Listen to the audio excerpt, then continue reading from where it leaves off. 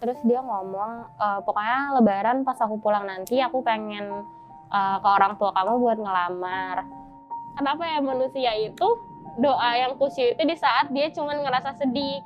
Dia meluk aku bilang, enggak kamu nggak apa-apa kok sayang, kayak gitu.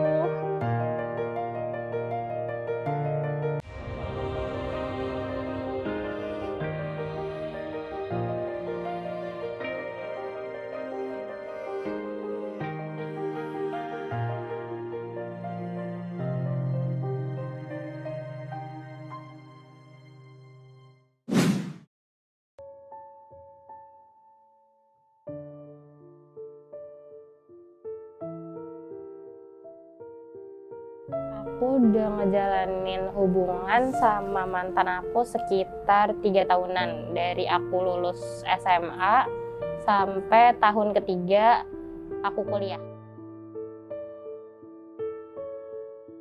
Hubungan aku sama dia tuh sebenarnya baik-baik aja. Dari tahun pertama sampai sekitar tahun kedua kita pacaran. Tapi mulai dari tahun kedua itu karena kita juga LDR dan LDR beda pulau, dan dia itu udah mulai mendalami agama, kayak ikut kajian, terus habis itu mendalami Al-Quran kayak gitu. Nah dari situ kita udah mulai ada beberapa perbedaan prinsip dan pendapat. Terus juga dari situ dia udah mulai ngatur-ngatur aku dari segi aku berpakaian, terus postingan Instagram aku kayak gitu. Dari situ sih dimulai beberapa permasalahannya. Sebenarnya aku nggak bisa bilang hubungan aku sama dia serius atau enggak sih. Cuman dari awal kita pacaran tuh emang udah punya goals kayak, oh ya udah kita pacaran tuh emang buat nikah kayak gitu. Emang jadi kan dia itu pacar pertama aku kan. Nah terus aku emang pengennya tuh kayak ya udahlah dia aja gitu. Apalagi pas udah ngejalanin kuliah kayak males lagi kenal sama orang kayak gitu kan. Aku udah deket banget sama keluarganya. Bahkan kalau misalnya dia lagi pulang ke sini, kita lagi nggak LDR, aku tuh pasti main sama keluarganya. Tapi dari keluarga akunya kayak aku nggak tahu sih, soalnya kayak tipe keluarganya kalau dia tuh yang kayak oh ya udah pacaran di umur yang udah lumayan cukup, berarti udah mulai ke serius. Tapi kalau keluarga aku tuh kayak ya udah jalanin aja. Jadi kayak kalau misalnya aku ke rumah dia, aku tuh yang kayak jalan-jalan sama keluarganya kemana-kemana. Tapi kalau dia ke rumah aku kayak ya udah cuman aku sama dia. Paling mama aku sekedar tahu kayak oh ini pacarnya kamu kayak gitu.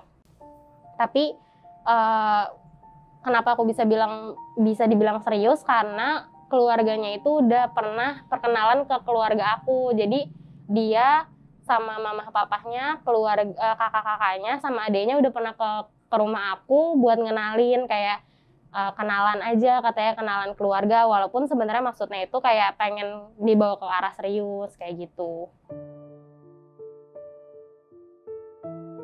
Jadi waktu itu tuh pas dia udah benar-benar mendalami agama, dia bilang kayak aku tuh udah kerja, terus kita juga udah sama-sama dewasa, pacaran juga udah beberapa tahun, terus nunggu apa lagi katanya gitu kan. Walaupun aku statusnya masih kuliah, kata dia ya nggak apa-apa, emang kalau sambil kuliah nggak bisa sambil nikah kayak gitu kan.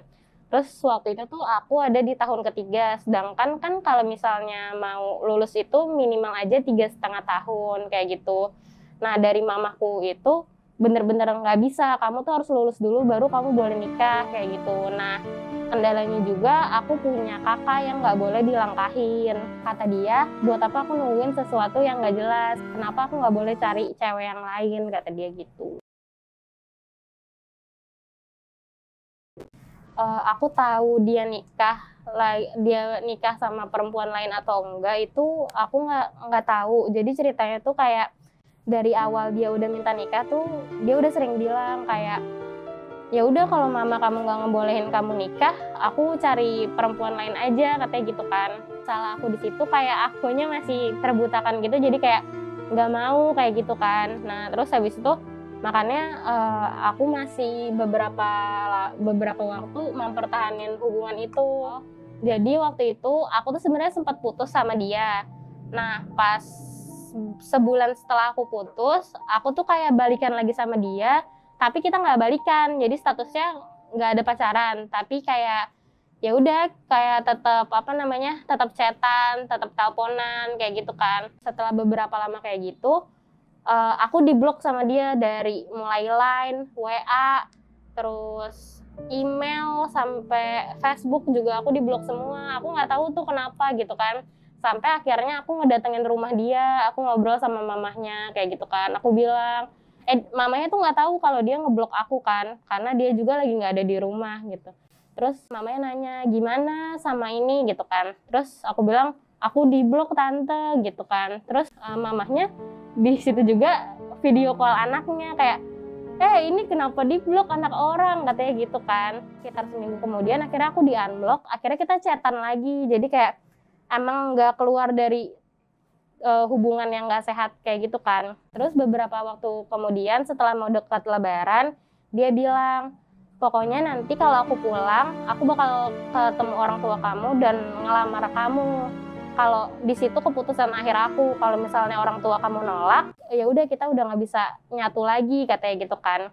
Terus di situ aku bingung banget. Di satu sisi aku tahu mama aku nggak bakal ngebolehin aku sampai aku lulus gitu. Tapi di situ kita masih kontak-kontakan tuh, masih teleponan, masih chatan. Terus dia ngomong, pokoknya lebaran pas aku pulang nanti aku pengen ke orang tua kamu buat ngelamar.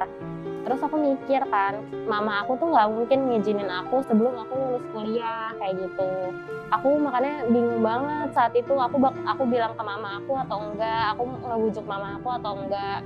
Cuman aku pikir kayaknya hopeless aja gitu kalau misalnya aku bujuk mama aku juga. Dan dari aku sendirinya sebenarnya aku nggak pengen nikah sebelum lulus, apalagi skripsi aja belum aku sentuh. Tapi posisinya di situ kita masih chatan, masih teleponan, masih nanya kabar kayak gitu. Pas dia pulang, akhirnya aku bilang ke mama aku, besok dia mau datang ke rumah. Mama aku kayak, oh ya udah datang aja. Di situ juga akhirnya mama aku pemikirannya yang tadinya enggak banget, dia mulai berubah kayak ya udah habis lulus tapi atau kamu nikahnya nanti barengan aja sama kakak kamu kayak gitu.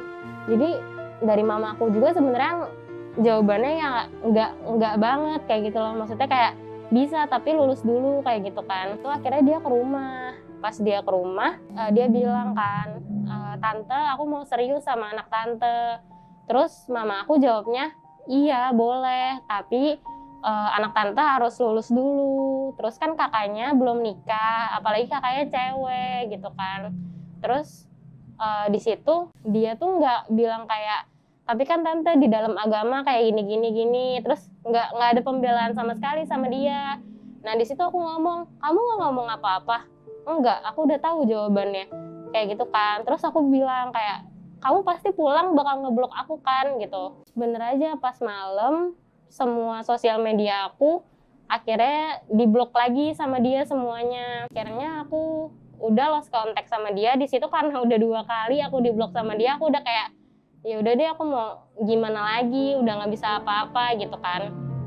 Nah sebelumnya tuh dia bilang dia mau ke kota Jogja buat datang ke nikahan temennya kayak gitu kan. Nah aku tuh masih nge-follow Instagram kakaknya sama adenya.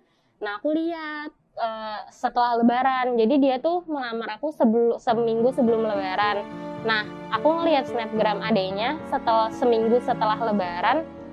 Aku bingung, dia katanya mau ke Jogja buat datang ke nikahan temennya, tapi dia datang ke nikahan temennya bareng sama keluarganya, dari ayahnya, pokoknya semuanya keluarganya, ayahnya, mamahnya, adenya, kakaknya, sampai ke keponakannya aja itu diajak gitu kan.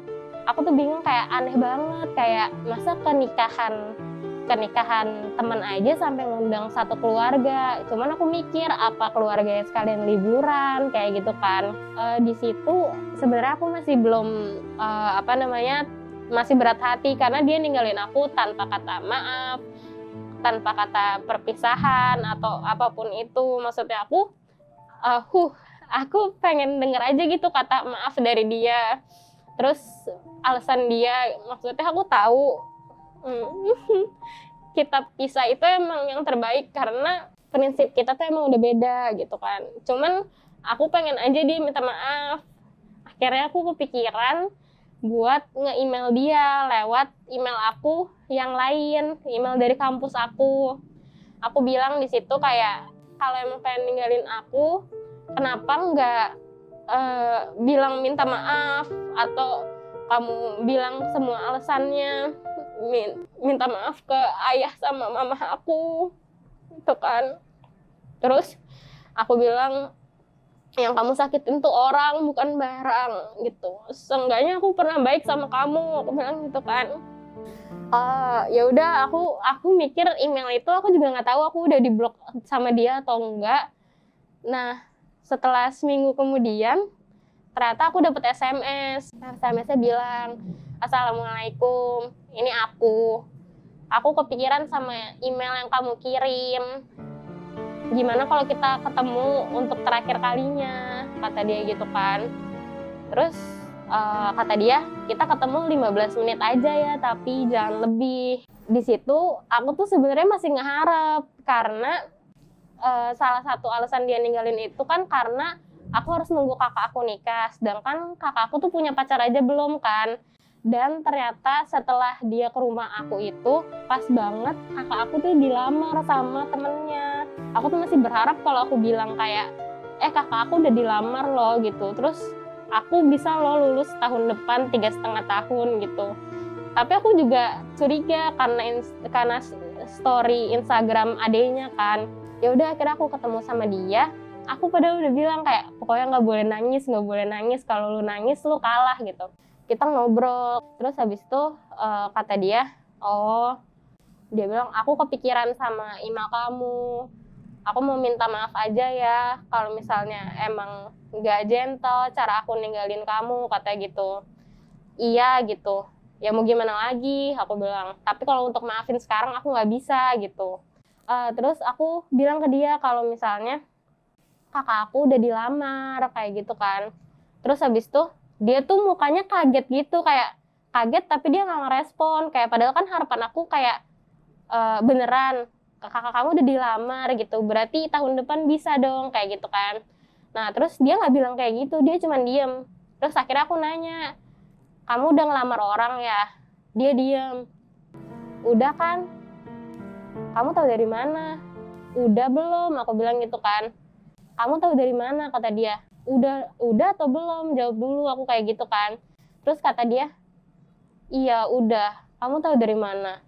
"Instagram adik kamu ngapain ke Jogja satu keluarga besar," kayak gitu kan. Terus kata dia, "Iya udah."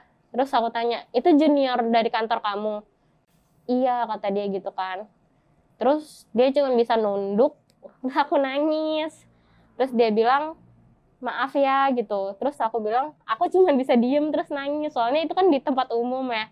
Aku juga bingung mau nangis gimana, tapi kalau ditahan juga nggak bisa gitu kan. Soalnya itu aku kaget banget, kayak yang aku pikir kayak dia nggak secepat itu, yang jaraknya cuma 2 minggu dari dia ngelamar aku sama ngelamar istrinya yang sekarang. Yang aku lakuin setelah aku tahu dia udah ngelamar anak orang, akhirnya aku pulang bawa motor. Pas di parkiran dia nanya, dia bilang, "Maafin aku ya sekali lagi," gitu kan. Terus aku cuman bilang, "Aku nggak mungkin maafin kamu sekarang," gitu aku bilang.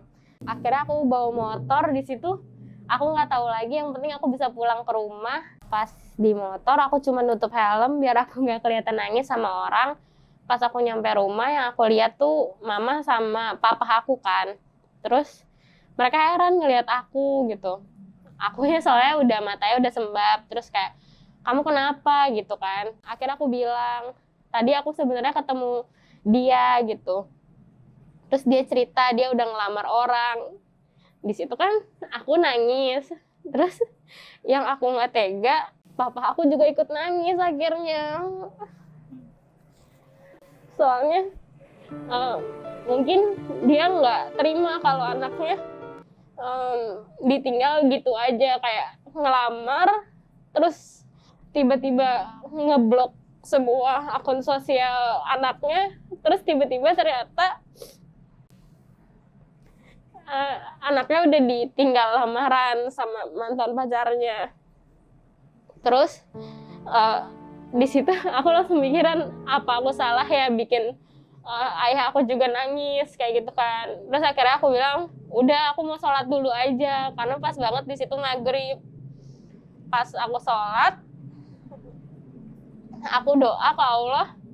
Di situ aku ngerasa sih kayak, kenapa ya manusia itu doa yang khusyuk itu di saat dia cuman ngerasa sedih kayak gitu kan. Aku doa kayak, ya Allah kenapa aku harus kayak gini gitu kan. Apa emang karena kesalahan aku yang udah ngejalanin hubungan yang emang harusnya nggak dilakuin sebelum aku nikah. Kayak pacaran itu kan nggak boleh, menaruh harapan ke orang juga nggak boleh. Terus di situ aku beneran nangis yang kayak kejer banget, kayak aku curhat ke Allah. Terus ternyata mama aku ngedenger aku nangis kayak gitu. Terus dia buka pintu, terus dia meluk aku bilang, enggak, kamu nggak apa-apa kok sayang, kayak gitu. Terus mama juga ikut nangis, katanya kamu nggak apa-apa kok, katanya gitu kan. Pas aku dipeluk mama, di situ aku ngerasa tenang, masih banyak orang yang sayang sama kamu gitu.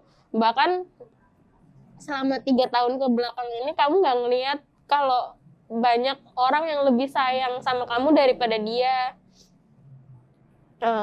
Kayak padahal 3 tahun ke belakang yang kamu fokusin tuh cuman sama dia kayak gitu.